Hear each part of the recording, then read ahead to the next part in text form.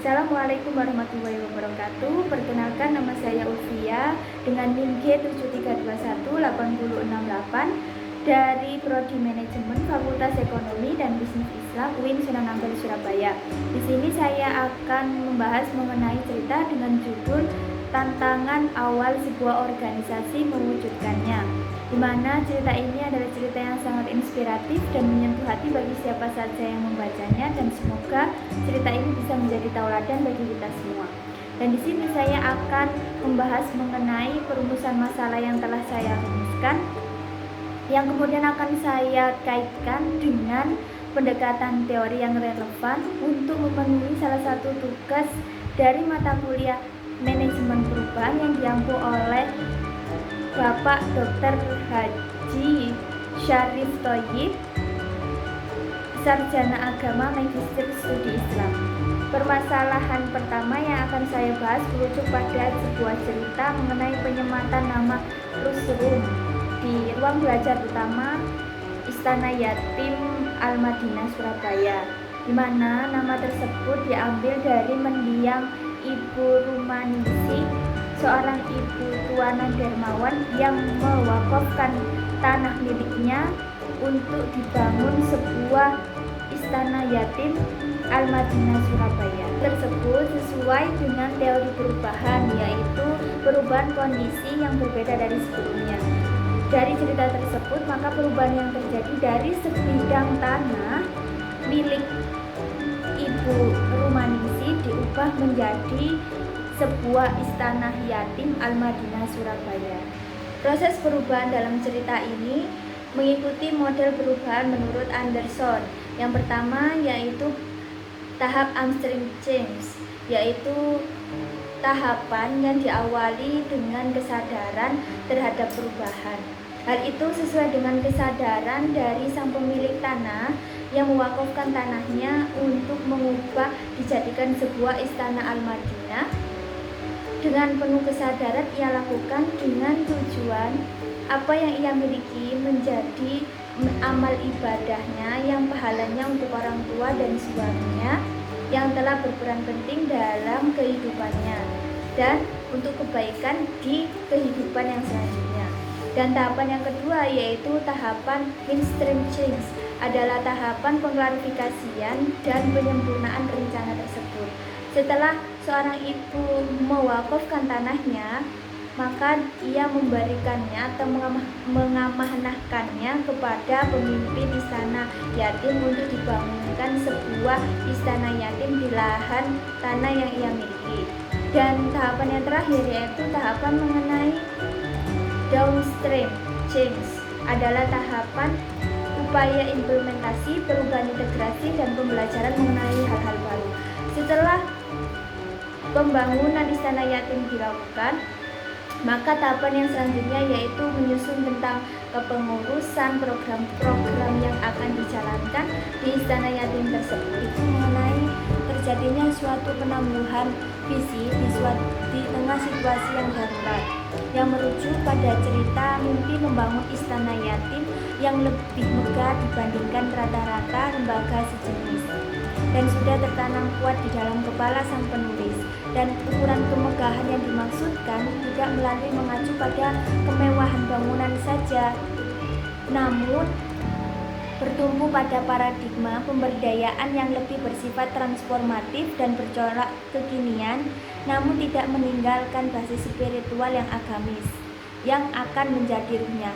Namun akibat dari konflik yang sedang melanda, maka visi tersebut harus ditangguhkan.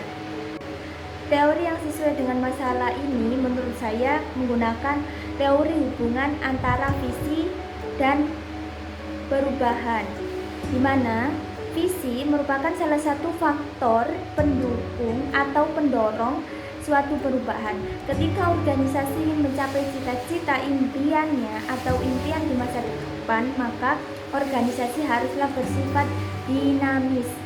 Organisasi yang memiliki visi yang akan menciptakan lingkungan yang mendorong perilaku produktif sehingga mampu melakukan perubahan.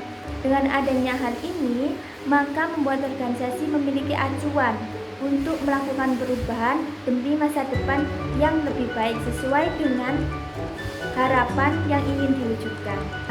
Dengan teori tersebut dapat disimpulkan bahwa visi yang ingin dicapai yang sudah saya utarakan di awal tadi, di posisi yang darurat dengan adanya konflik tersebut, maka dapat melakukan perubahan untuk segera menyelesaikan konflik dan tantangan perubahan lainnya yang harus segera ditangani untuk menjadikan sebuah jadinya sebuah konflik di awal berdirinya Istana Yatim di bagian awal cerita yang menjadi penyebab perubahan atau pergeseran struktur bangunan rumah di samping dan dari belakangnya, sehingga yayasan pun digugat secara serempak oleh para pemiliknya dengan tuntutan yang seragam, yaitu meminta ganti rugi atas kerusakan rumah mereka.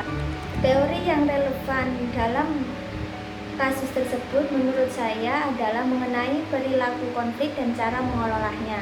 Dan dua cara mengelola konflik diantaranya yang sesuai dengan cerita tersebut adalah komunikasi yang efektif dan dengan cara negosiasi. Namun dalam penyelesaian konflik tersebut juga terjadi hambatan, diantaranya kebetulan belum pernah mengalami polemik yang serius dengan orang lain, terlebih menyangkut hak dan kewajiban perdata yang berimplikasi pada urusan yuridis formal atau sampai melibatkan aparat penegak hukum.